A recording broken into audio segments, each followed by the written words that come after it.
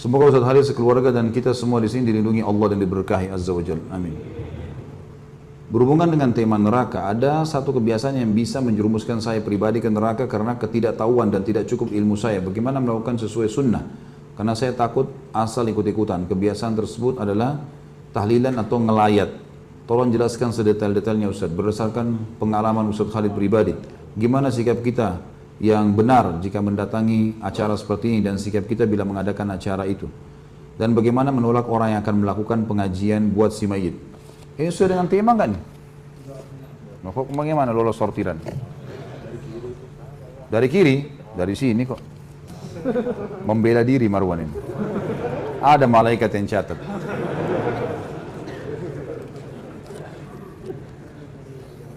Terus teman-teman sekalian, tahlil adalah, saya sudah sering jawab ini. Dan pertanyaan seperti ini sudah sering diulang-ulangi, selalu diulang-ulangi. Ini yang saya bilang, semestinya tidak usah ditanya lagi. Kalau sudah lihat, bisa lihat di YouTube ya. Karena saya lihat pertanyaan seperti ini yang selalu dijadikan sebagai pemicu. Ya. Ini Ustadz Wahabi nih, larang berzikir.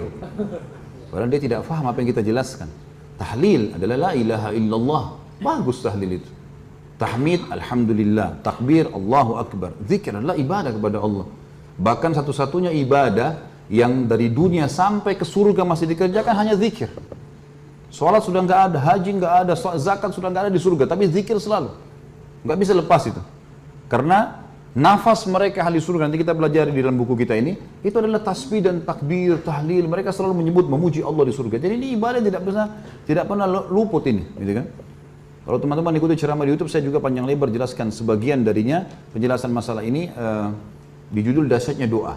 Panjang lebar saya jelaskan masalah itu. Tapi yang jelas teman-teman sekalian, zikir adalah ibadah kepada Allah. Cuman setiap ibadah yang kita kerjakan harus sesuai panduan Nabi SAW. Begitu. Zikir Nabi kerjakan iya, zikir habis sholat, ada zikir pagi sore, gitu kan? Ada zikir yang beliau baca, misal atau doa dibaca pada malam hari, ada dibaca pada saat sujud, pada saat ruku, ada tempat-tempatnya semua. Nabi SAW kalau memandu itu, ada yang ditentukan tempat-tempat yang ditentukan jumlahnya, gitu kan? Baik, sekarang kita yang ditanya sekarang bagaimana kalau ada orang mati lalu mengadakan acara zikir, bagaimana acara ini? Baik, tanya sekarang, apakah Nabi SAW kalau ada orang mati berzikir di situ? Ada nggak riwayat yang menyebutkan? Satu saja riwayat, Nabi SAW pernah ada sahabat Nabi datang, orang mati panggil, ayo sini duduk berzikir, lalu mengurus suruh membaca semua zikir. Belum ada satu riwayat pun masalah itu. Jadi kalau kita menjelaskan ini, bukan, oh ini Ustadz larang zikir, salah ini. Jangan begitu pemahamannya. Kita sedang memandu, meletakkan sesuatu pada tempatnya. Batu bata itu kalau ditaruh pada tempatnya, nanti tembok ini bisa rapi begini, ini karena batu batanya rapi. Ya kan gitu. Kalau menonjol jadi jelek. Kalau kita sedang bertakziah, kita fahami dulu pertama sekali definisi takziah. Meringankan beban keluarga mayit. Bukan untuk mayit. Makanya Nabi SAW kalau takziah ada orang mati disuruh bawa makanan. Hai ahli Madinah, bawakan makanan keluarganya Ja'far. Waktu Ja'far mati syahid di perang Mu'tah. Karena mereka tertimpa apa yang tidak menimpa kalian. Hibur mereka, doain, begitu. Nabi SAW datang juga selama 3 hari. Tapi gak pernah Nabi duduk zikir sama mereka. Gak pernah sama sekali. Jadi jangan, oh ini berarti larang zikir. Bukan. Letakkan pada tempatnya saudaraku. Kenapa sih kalau kita contohi Rasulullah SAW? Apa ruginya? Gak ada ruginya kan? Sesuai dengan beliau. Jadi mudah, jadi simple gitu. Saya pernah jelaskan ini. Tapi sekarang saya reviewkan, saya pernah mengalami ada mertua saya meninggal di Jawa Tengah, di Jawa Timur. Kemudian pada saat meninggal di rumah sakit, alhamdulillah kebetulan saya pas ada. Kemudian saya panggil adik ipar saya untuk ngurus sama-sama jenazah. Dibawa ke kampungnya di pedalaman di Jawa Timur. Saya pergi ke sana. Kemudian diuruslah jenazahnya. Saya panggil adik ipar saya ajarin caranya ini begini, cara mandikannya segala macam, bersihkan kotorannya. Udah selesai semuanya perawatannya, lalu kemudian kami taruh jenazahnya. Insya Allah sebentar lagi kita akan bawa ke masjid nih. Udah. Ada orang-orang datang semua, kemudian kita bawa ke masjid. Habis sholat di masjid, rupanya ada tradisi-tradisi yang ada. Biasanya orang berdiri dulu, ngomong dulu, segala macam, disuruh saksikan ini orang mati begini, isyhadu dan seterusnya. Khair semuanya gitu. Baiklah, ini waktu mertua saya meninggal, tidak pernah kita buat gitu. Habis dia disolati, sudah jemaah sekalian, sudah disolati, kita bawa ke masjid. Nabi SAW dalam riwayat dikatakan, solati sahabat langsung, sahabat berlumba-lumba memikul jenazah itu. Segera. Lalu kata Nabi SAW, kalau di punggung kalian orang saleh, maka dia, si jenazah itu, ruhnya akan berkata, sungguh gembira, kalian akan membawa dia ke suatu tempat yang senang, menyenangkan. Lalu kalau dia orang buruk, maka itu seburuk-buruk yang ada di pundak kalian. Karena dia akan berkata, kemana kalian akan membawanya, sungguh celakalah dia. Begitu seterusnya, sampai dibawa ke kuburan. Lalu Nabi SAW menurunkan jenazah, dan diturunkan jenazah ini, diturunkan, kemudian mereka naik, lalu kemudian ditutup. Itu sunnah Nabi SAW. Maka saya lakukan seperti sunnah ini. Jadi nggak ada lagi dibuka kupingnya, diazanin, panggil anaknya azan, kena azan untuk sholat. Gitu kan. Nggak ada hubungannya sama orang mati. Allah mengatakan, innaka la tusmi'u man fil kubur. Kau tidak akan bisa memperdengarkan orang yang di kuburan, hai Muhammad. Selesai orang mati, mau diazanin untuk apa gitu?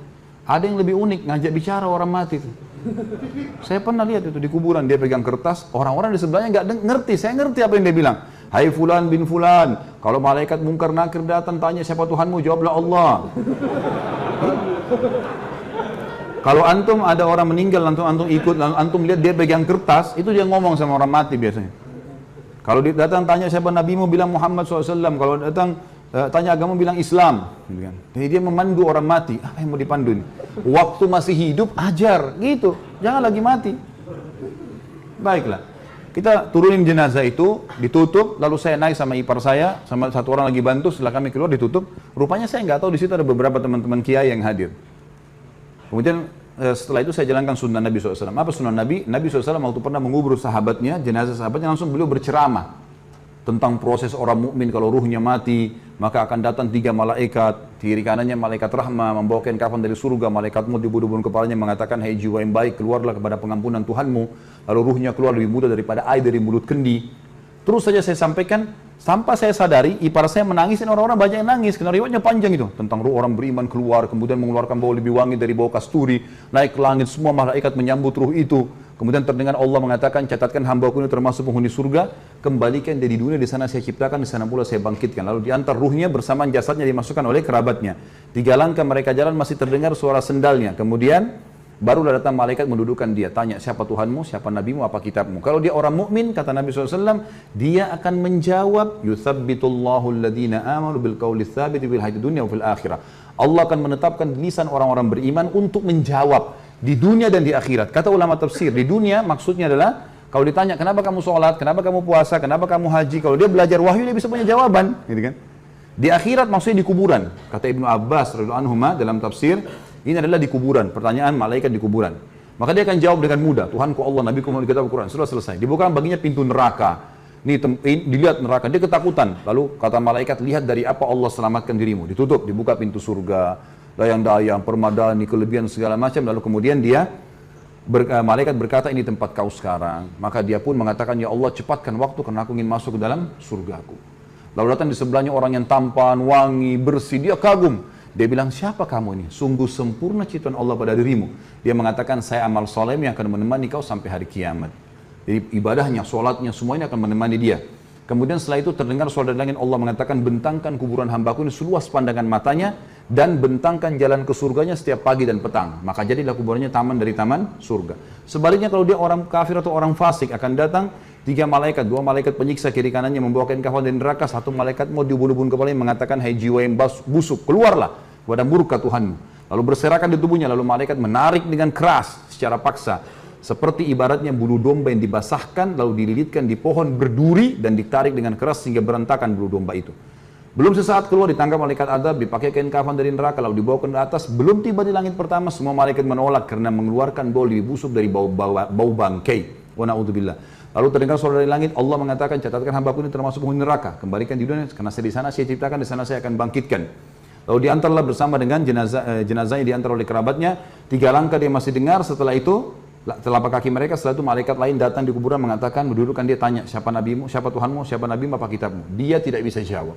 Dia hanya mengatakan atau apa ya gitu. Saya cuma ikut-ikut dulu orang bilang gitu. Walaupun dia orang muslim tapi banyak dosanya, tidak sempat tobat begitu. Lalu dibukakan baginya pintu surga, dia kagum tercium bau yang wangi. Lalu malaikat bilang, lihat dari apa kamu haramkan dirimu. Kamu bisa di sini, tinggal sholat, tinggal puasa, tinggal patuh, selesai, gitu kan? Masuk sini. Tapi ditutup sekarang. Ini tempat kau sekarang, neraka dibuka dengan siksaannya segala macam. Maka dia berdoa mengatakan, ya Allah jangan kau cepatkan waktu karena aku tidak ingin masuk ke dalam nerakaku. Lalu datang di sebelahnya orang yang buruk tampangnya, baunya busuk, menakutkan. Dia bilang, pergi kamu. Siapa kamu? Sungguh buruk ciptaan Allah pada dirimu. Maka dia mengatakan, saya amal buruknya akan menemani kau sampai hari kiamat. Kemudian datanglah malaikat yang tidak punya pendengaran dan penglihatan. Ini Allahu alam, Allah lebih tahu maknanya, tapi kita imani. Membawa sebuah besi yang kalau seluruh jin dan manusia bersatu untuk membalikkan, mereka tidak akan mampu. Yang akan dihantamkan ke kepala jenazah ini, kemudian dia hancur, lalu diutuhkan kembali, begitu terus sampai hari kiamat. Itu keadaannya. Maka riwayat ini saya sampaikan teman-teman sekalian, pada saat itu ternyata ada yang sempat menangis. Ya. Setelah itu kami pulang, dan saya bilang sebelum pulang, bapak-bapak sekalian, kami membuka rumah orang tua kami untuk takziah selama 3 hari. Sunnah Nabi SAW takziah itu adalah begini, datang, doakan, sabarkan kami, dan lagi berminat membawa makanan silakan. Kami tidak siapkan makanan dan minuman, karena sunnah Nabi SAW gitu. Alhamdulillah 3 hari itu nggak ada acara apa-apa, nggak ada ribut-ribut, nggak ada semua. Orang datang, doakan kita, pergi, bawa makanan, pergi. Hanya banyak orang yang datang waktu itu, tokoh-tokoh masyarakat datang terus ngobrol sama saya, banyak yang bertanya masalah hukum. Sebelum saya pulang ke Surabaya, kemudian balik ke Jakarta waktu itu, ada beberapa tetangga, keluarga mertua saya mengatakan, kami selama ini hadapi kematian belum pernah seperti ini. Kami merasa 3 hari ini nggak ada beban. Dan sekarang seperti kami sudah ikhlas melepaskannya. Sebenarnya sunnah Nabi SAW. Tapi teman-teman sekalian, kalau ada orang yang tetap mau melakukan haknya dia, saya tidak larang ya. Jangan bilang Khalid Basalamah larang, sehingga lagi menyesatkan. Tidak. Silakan buat, yang antum mau buat silakan, bebas. Gitu kan. Semua orang bertanggung jawab. Tugas saya menyampaikan saja. Gitu kan.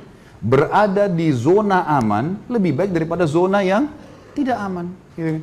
Walaupun anggap tidak haram, tapi minimal syubhat. Baik, ini sama saja. Lebih baik kita di zona aman. Ada perintah kerjakan, tidak ada tinggalkan. Sebatas itu saja. Allahu a'lam.